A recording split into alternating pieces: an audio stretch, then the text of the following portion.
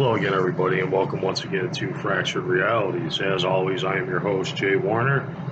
Um, a few months back, I did a video on the Mandela Effect and what I think has been causing the changes, or a probable theory of what could be doing it. And I did it in a purely scientific manner.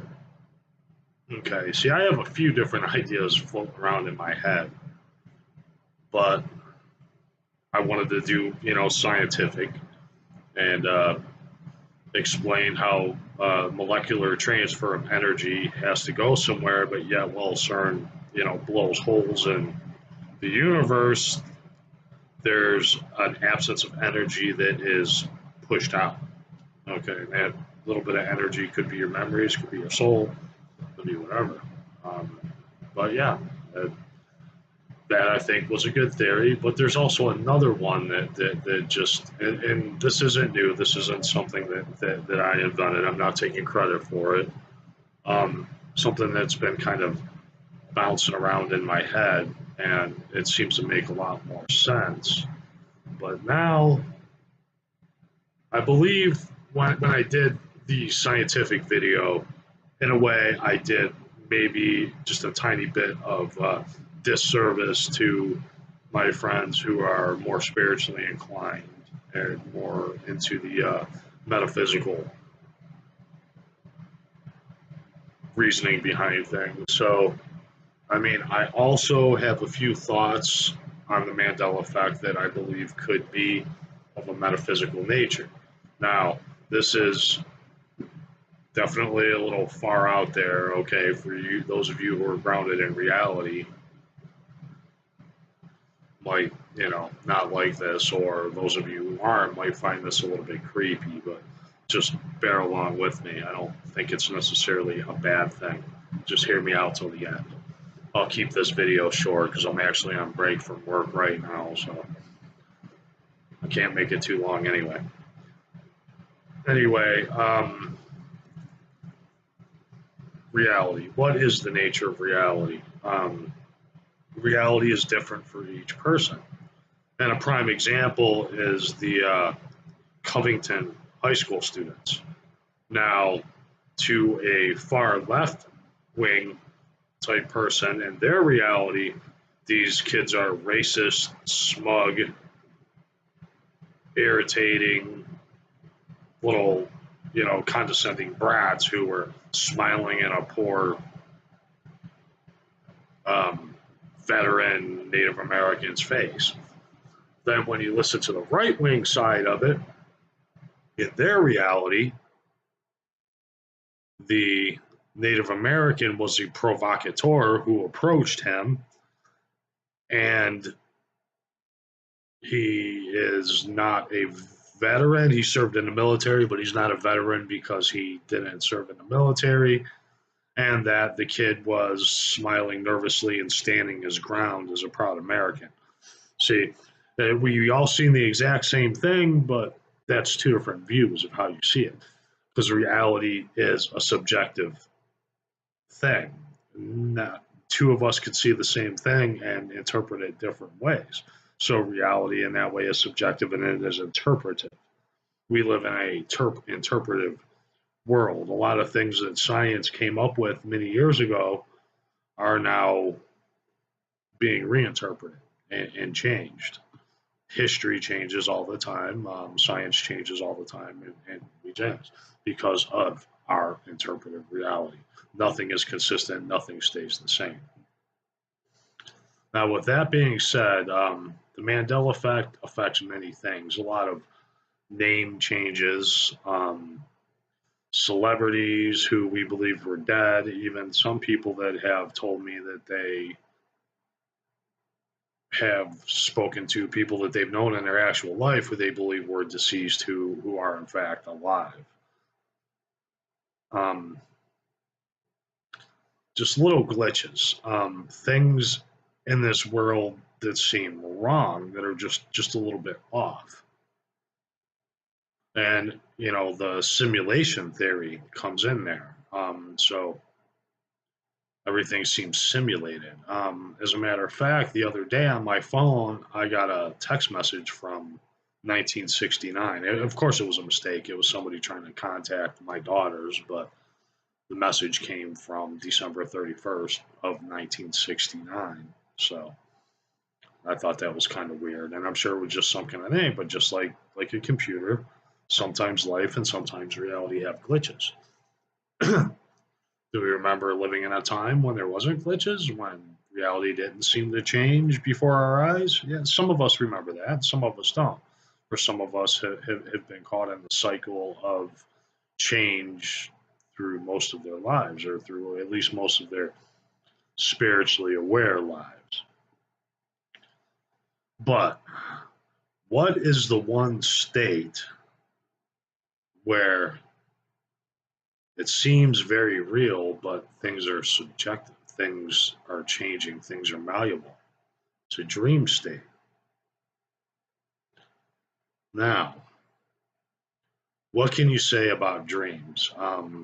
Sometimes dreams reflect reality. They reflect things that have happened to us, but yet in the dream, there's always just a couple little subtle changes. So, do we live in a dream? Do we live in a simulation? Very possible. Maybe we are in both. Because what is a dream if a dream isn't a simulation of your subconscious reality? Now, when you think real long and real hard on it,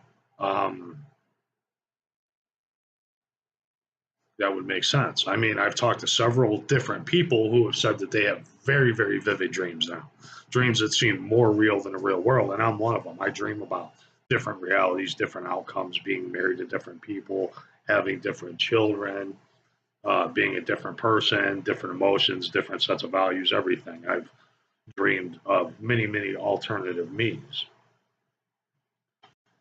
So, like I said, dreams are malleable. Okay, what kind of long dream? Well, in your mind, when your circuits are firing in your brain, it only takes a couple seconds, and it could seem like an eternity. I know we've all had those dreams where we continue to dream inside of a dream and wake up and stop and shock ourselves, and the nightmare upon nightmare upon nightmare, the layered dream. And these happen to me quite often, and sometimes they end up in like the sleep apnea where I can't breathe, I can't move, where I'm kind of stuck there. And it can be pretty terrifying, but it is what it is. But dreams upon dreams upon dreams. Okay, I know I sound like I'm babbling. I don't want to sound like Charles Manson here, so I will get to the point. They say, or they, spiritual leaders, mostly Buddhists and Hindus, believe that in your dying moments, you have one final dream, and in that final dream, you relive your life, you relive your existence. It's a very vivid dream, it's very real. It's literally a replay of your life, but it's on a subconscious level. So if your mind is remembering things, but it's still a dream, things could change. You know, people could come back to life. Names can change. Maybe it's a way of our subconscious mind telling us that, hey, this isn't real, this isn't right. That Burt Young from Rocky died 4 years ago, and you remember seeing the movie Rocky Balboa. This is a personal change for me, where he said, in loving memory of Burt Young. Yet I watched a show called Russian Doll yesterday on Netflix, and there was Burt Young. And this was filmed, probably maybe last year, but definitely not 3 or 4 years ago. I mean, hey, we've had two Creed movies since then, so he's definitely been dead for a while, yet there he is.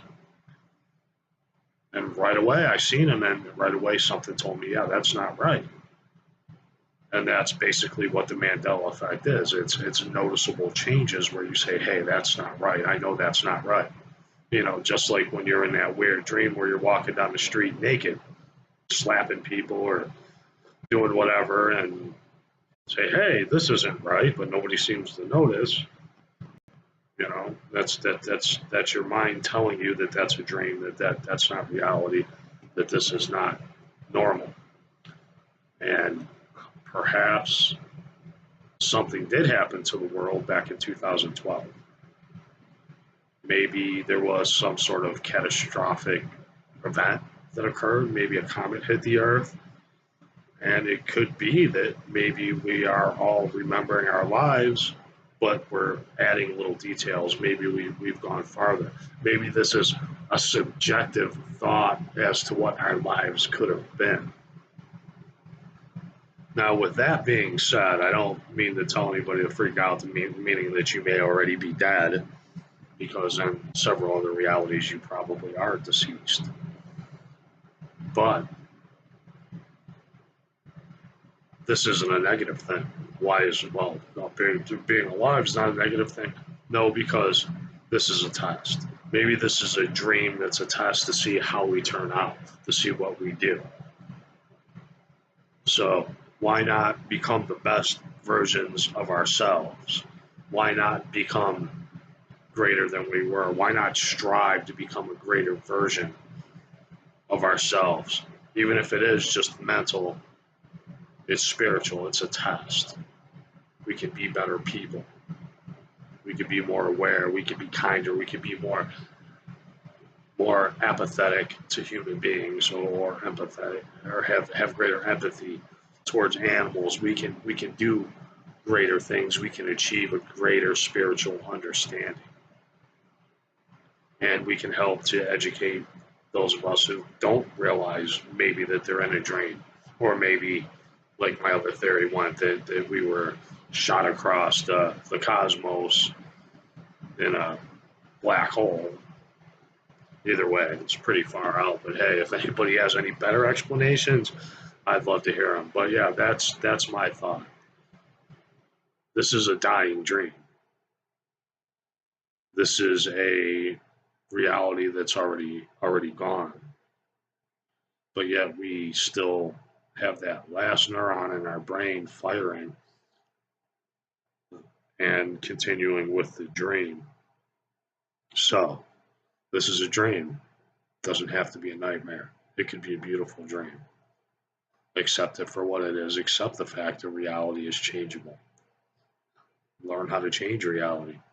What is the nature of magic? What is the nature of witchcraft? It is the manipulation of physical reality. Become a warlock. You can be anything that you want.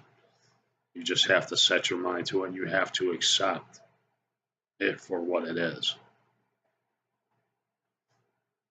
So this is your dying dream. Grab a hold of somebody that you care about. Grab a hold of someone that you do great things. Go places. Don't sit around and worry and not. If it's a dream, do what you want. Live your life. Be a better you. This is your dying dream. Make it your bitch. All right. I'm going to keep this one short because I got to go back to work here in a little while. But thank you all. And just, even if I'm wrong, say we're not dead and this isn't a dying dream. That doesn't mean that you can't better yourself, that you can't be a better person, that you can't be a kinder person. There's a time to be an asshole and there's a time to be a bad guy. I realize that more than anybody else, but there's also a time to reach out to others and be decent. If you have a crush on somebody, let that crush know. What are they going to do? Turn you down? Hell, it's just a dream. Don't worry about it.